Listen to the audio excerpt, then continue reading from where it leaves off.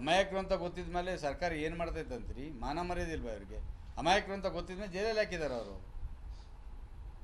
ಅಮಾಯಕರು ಅಂತ ಗೊತ್ತಿದ್ದು ಜೈಲಿಗೆ ಹಾಕಿದ್ದಾರೆ. ಹಂಗಾದ್ರೆ ಇವರು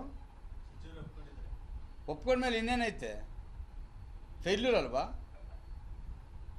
ಅವರ ಮುಂದಿನ ಜೀವನದಲ್ಲಿ ಭವಿಷ್ಯದಲ್ಲಿ ಏನೇನು ತೊಂದರೆಗಳಾಗ್ತವೆ ಆ ಯುವಕರ ಭವಿಷ್ಯದಲ್ಲಿ ಅಂತ ಕನಿಷ್ಠ ಜ್ಞಾನ ಬೇಡವಾ? ಅಮಾಯಕರು ಹಾಕ್ಬಿಟ್ಟಿದ್ದೀವಿ ಅಂತ ಇವರೇ ಒಪ್ಕೊಳ್ಳೋದಾದರೆ, ನಾವು ಅವತ್ತಿಂದ ಹೇಳ್ತಾ ಇದ್ದೀವಿ ಅಮಾಯಕರನ್ನ ಯಾಕೆ ಅರೆಸ್ಟ್ ಮಾಡ್ತೀರಿ, ಯಾಕೆ ಜೈಲಿಗೆ ಕಳಿಸ್ತೀರಿ ಅಂತ. ಅವರೇ ಒಬ್ಬ ಮಂತ್ರಿನೇ ಒಪ್ಕೊಂಡಾದ್ಮೇಲೆ ಇನ್ನು ನಾವೇನು ಹೇಳಬೇಕು? ಅಲ್ಲಿ ಸರ್ಕಾರ ಯಾವ ರೀತಿ ಏನು ನಡೆಸ್ಕೊಳ್ತದೆ ಅಂತಕ್ಕಂಥ ಅರ್ಥ ಮಾಡ್ಕೋಬೇಕಾಗ್ತದೆ. ಅಂದರೆ ಯಾರೋ ಏನೋ ಮಾಡೋದಕ್ಕೆ ನನಗೆ ನಂಬರ್ ಬೇಕು ಅಂತ ಯಾರು ಇನ್ನೋಸೆಂಟ್ಗಳನ್ನ ತೊಗೊಂಡು ಜೈಲಿಗೆ ಹಾಕ್ಬಿಡೋದಾ? Is unfit to be a minister or in charge of any district. ಮಾತಾಡಿದ್ರೆ ರಾಜಕಾರಣ ಮಾತಾಡೋದು ಅಂತ ಹೇಳ್ತಾರೆ.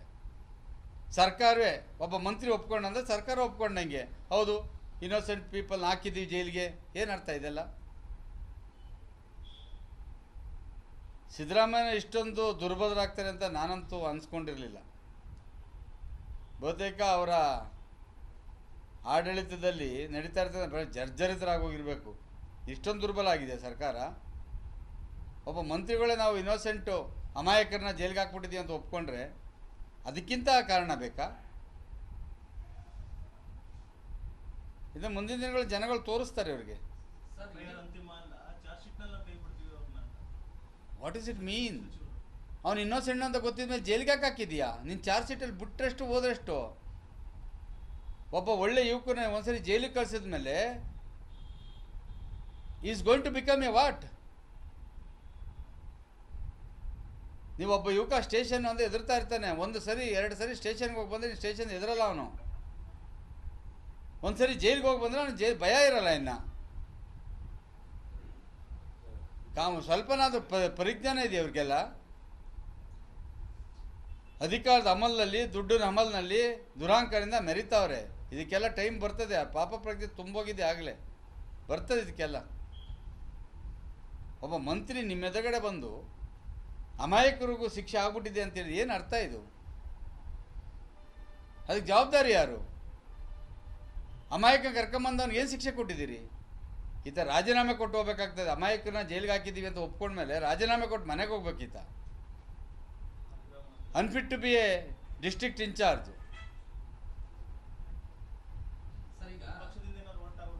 ನಮ್ಮ ಹೋರಾಟ ಇದೆ. ನಾವು ಮೊದಲಿಂದ ಹೇಳ್ತಾ ಇದ್ದೀವಿ, ನೀವು ಅಮಾಯಕರನ್ನ ಬಂಧಿಸಬೇಡಿ, ಅಮಾಯಕರಿಗೆ ಶಿಕ್ಷೆ ಕೊಡಬೇಡಿ, ಯಾರಿದ್ದಾರೆ ಇನ್ವಾಲ್ವ್ ಆಗಿದ್ದಾರೆ ಅವ್ರಿಗೆ ಮಾಡಿ. ಗಣೇಶ ಹಬ್ಬ ಅಂತಕ್ಕಂಥ ಆಚರಣೆ ಮಾಡ್ತಕ್ಕಂಥದ್ದು ಕಾನೂನಲ್ಲಿ ಅವಕಾಶ ಇದೆ, ನಮ್ಮ ಧಾರ್ಮಿಕ ಹಬ್ಬ.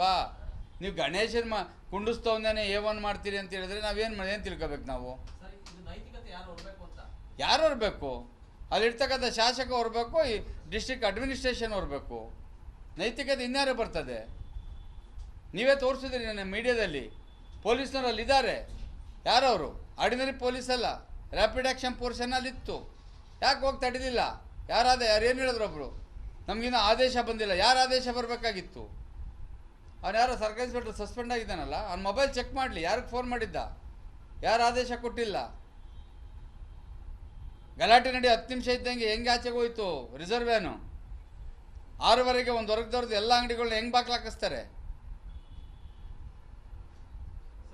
ಇವೆಲ್ಲ ಎವಿಡೆನ್ಸಸ್ಗಳಲ್ವಾ? ಮಾನ ಮರ್ಯಾದೆ ರಾಜೀನಾಮೆ ಕೊಡಬೇಕಿತ್ತು ನೈತಿಕತೆ ಹೊತ್ತು. ನಾನೊಬ್ಬ ಮಂತ್ರಿ ಆಗಿತ್ಕೊಂಡು ಅಮಾಯಕರಿಗೆ ಶಿಕ್ಷೆ ಆಗ್ತಾ ಇದೆ ಅಂತ ಗೊತ್ತಾಗ ನೋಡ್ಕೊಂಡು, ಅಮಾಯಕರು ಅಂತ ಗೊತ್ತಿದ ಮೇಲೆ ಸರ್ಕಾರ ಏನು ಮಾಡ್ತೈತೆ ಅಂತೀರಿ? ಮಾನ ಮರ್ಯಾದಿಲ್ವ ಅವ್ರಿಗೆ? ಅಮಾಯಕರು ಅಂತ ಗೊತ್ತಿದ ಮೇಲೆ ಜೈಲಲ್ಲಿ ಹಾಕಿದ್ದಾರೆ ಅವರು. ಅಮಾಯಕರು ಅಂತ ಗೊತ್ತಿದ್ದು ಜೈಲಿಗೆ ಹಾಕಿದ್ದಾರೆ. ಹಂಗಾದ್ರೆ ಇವರು ಒಪ್ಕೊಂಡ್ಮೇಲೆ ಇನ್ನೇನೈತೆ? ಫೇಲ್ಯೂರ್ ಅಲ್ವಾ?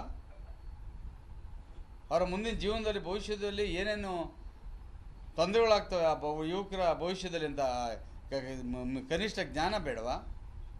ಅಮಾಯಕರು ಹಾಕ್ಬಿಟ್ಟಿದ್ದೀವಿ ಅಂತ ಇವರೇ ಒಪ್ಕೊಳ್ಳೋದಾದರೆ, ನಾವು ಅವತ್ತಿಂದ ಹೇಳ್ತಾ ಇದ್ದೀವಿ ಅಮಾಯಕರನ್ನ ಯಾಕೆ ಅರೆಸ್ಟ್ ಮಾಡ್ತೀರಿ, ಯಾಕೆ ಜೈಲಿಗೆ ಕಳಿಸ್ತೀರಿ ಅಂತ. ಅವರೇ ಒಬ್ಬ ಮಂತ್ರಿನೇ ಒಪ್ಕೊಂಡಾದ್ಮೇಲೆ ಇನ್ನು ನಾವೇನು ಹೇಳಬೇಕು? ಅಲ್ಲಿ ಸರ್ಕಾರ ಯಾವ ರೀತಿ ಏನು ನಡೆಸ್ಕೊಳ್ತದೆ ಅಂತಕ್ಕಂಥ ಅರ್ಥ ಮಾಡ್ಕೋಬೇಕಾಗ್ತದೆ. ಅಂದರೆ ಯಾರೋ ಏನೋ ಮಾಡೋದಕ್ಕೆ ನನಗೆ ನಂಬರ್ ಬೇಕು ಅಂತ ಯಾರು ಇನ್ನೋಸೆಂಟ್ಗಳನ್ನ ತೊಗೊಂಡು ಜೈಲಿಗೆ ಹಾಕ್ಬಿಡೋದಾ? Is unfit to be a minister or in charge of any district. ಮಾತಾಡಿದ್ರೆ ರಾಜಕಾರಣ ಮಾತಾಡೋದು ಅಂತ ಹೇಳ್ತಾರೆ. ಸರ್ಕಾರವೇ ಒಬ್ಬ ಮಂತ್ರಿ ಒಪ್ಕೊಂಡಂದ್ರೆ ಸರ್ಕಾರ ಒಪ್ಕೊಂಡಂಗೆ. ಹೌದು, ಇನ್ನೋಸೆಂಟ್ ಪೀಪಲ್ ಹಾಕಿದ್ದೀವಿ ಜೈಲಿಗೆ. ಏನು ಅರ್ಥ ಇದೆಲ್ಲ? ಸಿದ್ದರಾಮಯ್ಯ ಇಷ್ಟೊಂದು ದುರ್ಬಲರಾಗ್ತಾರೆ ಅಂತ ನಾನಂತೂ ಅನ್ಸ್ಕೊಂಡಿರಲಿಲ್ಲ. ಬಹುತೇಕ ಅವರ ಆಡಳಿತದಲ್ಲಿ ನಡೀತಾ ಇರ್ತದೆ ಜರ್ಜರಿತರಾಗೋಗಿರಬೇಕು. ಇಷ್ಟೊಂದು ದುರ್ಬಲ ಆಗಿದೆ ಸರ್ಕಾರ. ಒಬ್ಬ ಮಂತ್ರಿಗಳೇ ನಾವು ಇನ್ನೋಸೆಂಟು ಅಮಾಯಕರನ್ನ ಜೈಲಿಗೆ ಹಾಕ್ಬಿಟ್ಟಿದ್ದೀವಿ ಅಂತ ಒಪ್ಕೊಂಡ್ರೆ ಅದಕ್ಕಿಂತ ಕಾರಣ ಬೇಕಾ? ಇದು ಮುಂದಿನ ದಿನಗಳು ಜನಗಳು ತೋರಿಸ್ತಾರೆ ಇವರಿಗೆ. What is it mean? ಅವ್ನು ಇನ್ನೋಸೆಂಟ್ ಅಂತ ಗೊತ್ತಿದ ಮೇಲೆ ಜೈಲಿಗೆ ಯಾಕೆ ಹಾಕಿದೀಯಾ? ನೀನು ಚಾರ್ಜ್ ಶೀಟಲ್ಲಿ ಬಿಟ್ಟರೆಷ್ಟು ಹೋದ್ರೆಷ್ಟು? ಒಬ್ಬ ಒಳ್ಳೆ ಯುವಕನ ಒಂದ್ಸರಿ ಜೈಲಿಗೆ ಕಳಿಸಿದ ಮೇಲೆ is going to become a what? ನೀವೊಬ್ಬ ಯುವಕ ಸ್ಟೇಷನ್ ಒಂದು ಎದುರ್ತಾ ಇರ್ತಾನೆ. ಒಂದು ಸರಿ ಎರಡು ಸರಿ ಸ್ಟೇಷನ್ಗೆ ಹೋಗಿ ಬಂದರೆ ಸ್ಟೇಷನ್ ಎದುರಲ್ಲ ಅವನು. ಒಂದು ಸರಿ ಜೈಲಿಗೆ ಹೋಗಿ ಬಂದರೆ ಅವನು ಭಯ ಇರಲ್ಲ. ಇನ್ನು ಸ್ವಲ್ಪನಾದ್ರೂ ಪರಿಜ್ಞಾನ ಇದೆ ಅವ್ರಿಗೆಲ್ಲ. ಅಧಿಕಾರದ ಅಮಲ್ನಲ್ಲಿ, ದುಡ್ಡಿನ ಅಮಲ್ನಲ್ಲಿ ದುರಾಂಕರದಿಂದ ಮೆರಿತಾವ್ರೆ. ಇದಕ್ಕೆಲ್ಲ ಟೈಮ್ ಬರ್ತದೆ. ಪಾಪ ಪ್ರಜ್ಞೆ ತುಂಬೋಗಿದೆ ಆಗಲೇ, ಬರ್ತದೆ ಇದಕ್ಕೆಲ್ಲ. ಒಬ್ಬ ಮಂತ್ರಿ ನಿಮ್ಮ ಎದುರುಗಡೆ ಬಂದು ಅಮಾಯಕರಿಗೂ ಶಿಕ್ಷೆ ಆಗ್ಬಿಟ್ಟಿದೆ ಅಂತೇಳಿ ಏನು ಅರ್ಥ ಇದು? ಅದಕ್ಕೆ ಜವಾಬ್ದಾರಿ ಯಾರು? ಅಮಾಯಕ ಕರ್ಕೊಂಬಂದವ್ನಿಗೆ ಏನು ಶಿಕ್ಷೆ ಕೊಟ್ಟಿದ್ದೀರಿ?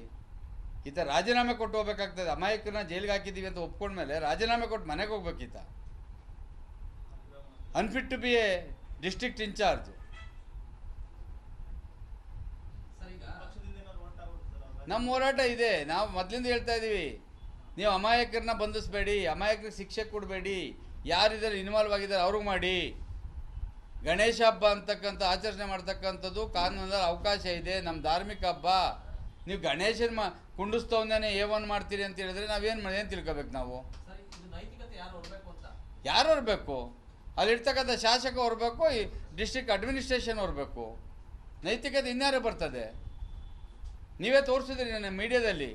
ಪೊಲೀಸ್ನವ್ರು ಅಲ್ಲಿದ್ದಾರೆ. ಯಾರವರು? ಆರ್ಡಿನರಿ ಪೊಲೀಸ್ ಅಲ್ಲ, ರ್ಯಾಪಿಡ್ ಆ್ಯಕ್ಷನ್ ಫೋರ್ಸನ್ನಲ್ಲಿತ್ತು. ಯಾಕೆ ಹೋಗಿ ತಡೆದಿಲ್ಲ? ಯಾರು ಏನು ಹೇಳಿದ್ರು? ಒಬ್ಬರು ನಮಗಿನ್ನೂ ಆದೇಶ ಬಂದಿಲ್ಲ. ಯಾರು ಆದೇಶ ಬರಬೇಕಾಗಿತ್ತು? ಅವ್ನು ಯಾರೋ ಸರ್ಕಾರಿ ಇನ್ಸ್ಪೆಕ್ಟರ್ ಸಸ್ಪೆಂಡ್ ಆಗಿದ್ದಾನಲ್ಲ, ಅವ್ನ ಮೊಬೈಲ್ ಚೆಕ್ ಮಾಡಲಿ. ಯಾರಿಗೆ ಫೋನ್ ಮಾಡಿದ್ದ? ಯಾರು ಆದೇಶ ಕೊಟ್ಟಿಲ್ಲ? ಗಲಾಟೆ ನಡಿ 10 ನಿಮಿಷ ಇದ್ದಂಗೆ ಹೆಂಗೆ ಆಚೆಗೆ ಹೋಯ್ತು ರಿಸರ್ವ್ ವ್ಯಾನು? 6:15 ಒಂದು ಹೊರಗ್ದವ್ರದ್ದು ಎಲ್ಲ ಅಂಗಡಿಗಳನ್ನ ಹೆಂಗೆ ಬಾಕ್ಲಾಕಿಸ್ತಾರೆ? ಇವೆಲ್ಲ ಎವಿಡೆನ್ಸಸ್ಗಳಲ್ವಾ? ಮಾನ ಮರ್ಯಾದೆ ರಾಜೀನಾಮೆ ಕೊಡಬೇಕಿತ್ತು ನೈತಿಕತೆ ಹೊತ್ತು. ನಾನೊಬ್ಬ ಮಂತ್ರಿ ಆಗಿತ್ಕೊಂಡು ಅಮಾಯಕರಿಗೆ ಶಿಕ್ಷೆ ಆಗ್ತಾ ಇದೆ ಅಂತ ಗೊತ್ತಾಗ ನೋಡ್ಕೊಂಡು ಕೂತಿದ್ದಾರೆ ಇವರು.